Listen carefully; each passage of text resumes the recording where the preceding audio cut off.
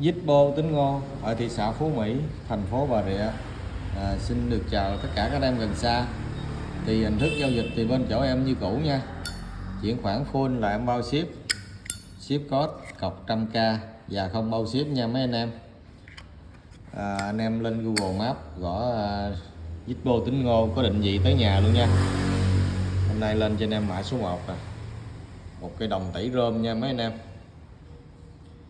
Cái này một đáy 1964 nha, 4x65 đây, coi kỹ lại nha, 2.1964 nha, này 2.1964. Cây này em đã thay lề ba chấu nha mấy anh em, đã lên lề ba chấu rồi,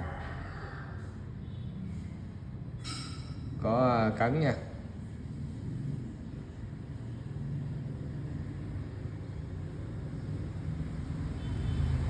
Tuy nhiên là bao anh em mồi thuốc tốt nha.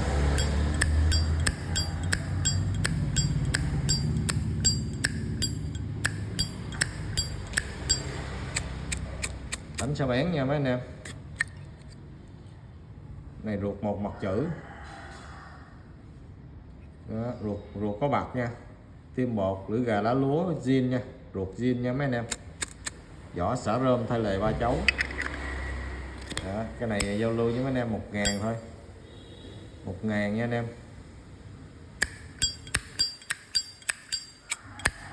Mã số 1 1.000. Mã số 2 lên cho anh em con hoa văn này nhật, cái mạ cái lớp đen đen sơn giống như sơn mài mỏng nha mấy anh em. Cái này đời 03 nè, một đáy 03.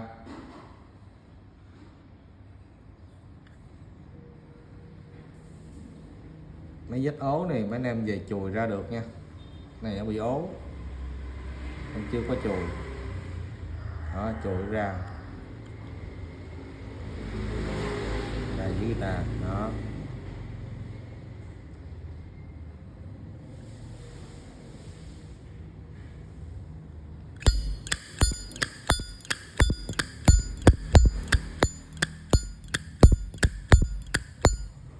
Đánh bén nha, đánh sao bén.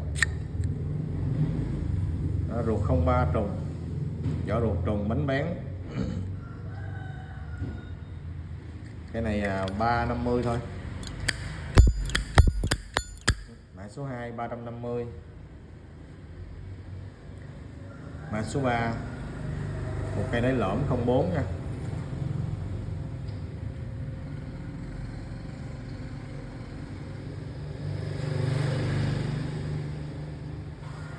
Cây này qua sử dụng rồi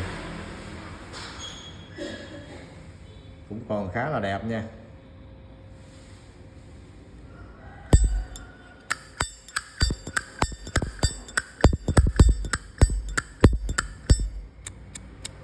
Bánh xe bén luôn nè. Này ruột 04 trùng 5 nha. Anh em chú ý nha. Thay lưỡi gà rồi nha mấy anh em quên nói. Cái cây 03 và cây 04, hai cây này em thay lưỡi gà rồi nha. 350 một cây nha mấy anh em. Mã số 3 350. Lưỡi gà nó một gãy em thay 350. Mã số 4 một cây mạ bạc nha, được khắc ăn mòn zin hãng, chủ đề Zippo chữ xéo. Một đáy 10 la mã 1994 nha. Lớp mạ bạc có phôi phai, anh em về thể tẩy hết bạc ra đồng khối nha.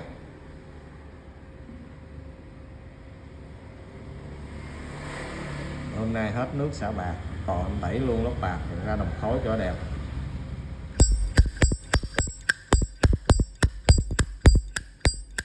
Âm thanh ok nè, đánh bén nha. Ruột 10 la mã trùng 5. Đó, ruột trùng 5 bánh bén, xài ngon lành nha anh em, bao anh em xài. 550 nè.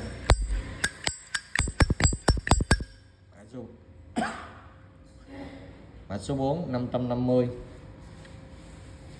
Mã số 5 lên cho anh em một cây xưa nha, một cây rơm phai xước được khắc ăn mòn zin hãng, một đáy 1973. Cây này đẹp len keng.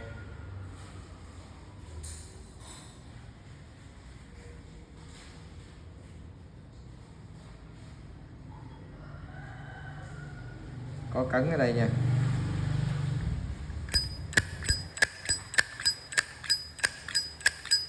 Cốt lề rơ nha. Anh em chốt anh đóng lại cốt lề. Bánh bén luôn. Ruột một mặt chữ. Đó, ruột một mặt chữ bánh bén. Nguyên zin. Này giao lưu với mấy anh em 1100 nha anh em. 1001 nha. 1100. Mã số 5 1100. Mã số 6 lên cho anh em một cây hoa văn lá gì nè, Micronesia.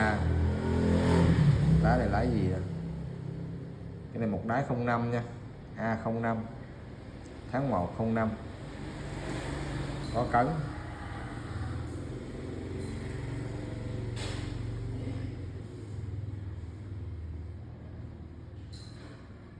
Có cấn có cấn đáy nha. Trên nắp cũng có dăm mấy kim nè.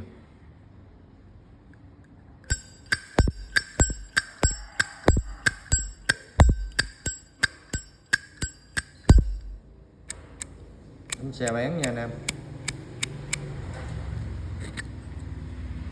Ruột 04 nha, ruột lợp 2 tháng nha anh em. K và A. Đó. Ruột lợp 2 tháng. Cái này lên lửa rất ít nha anh em. Cây này qua sử dụng rất ít nè. Ở trong này nó còn sạch sẽ lắm. Ruột còn mới. 400 nha.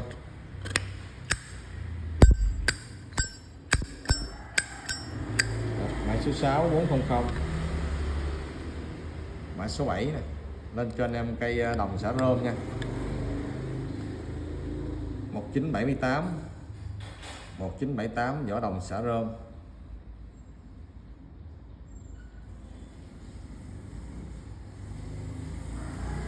Có cấn.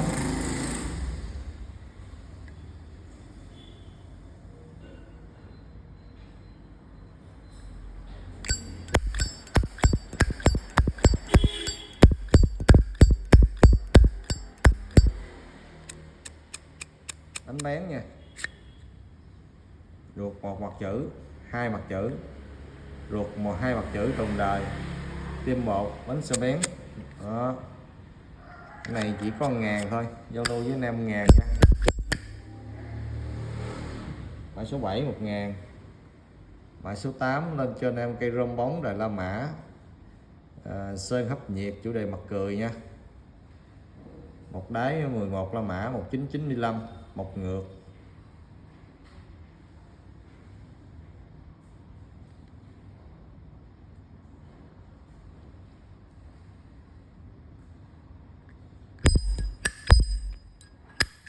Cái này âm thanh khá là tốt luôn.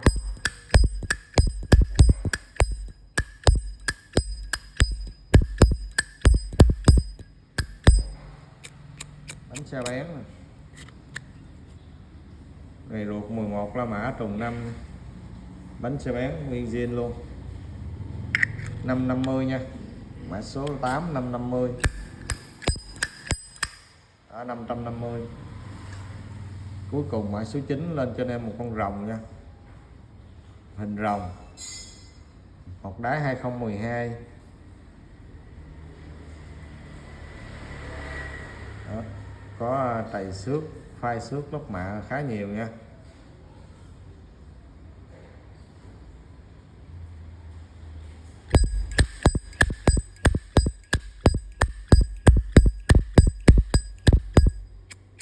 Bánh bén nha anh em.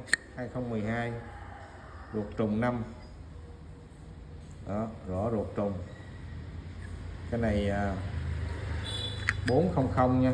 Mã cuối cùng là 400. Đó, anh em nào chốt được thì mạnh dạn call giùm em nhé. Em cảm ơn mấy anh em đã xem ạ.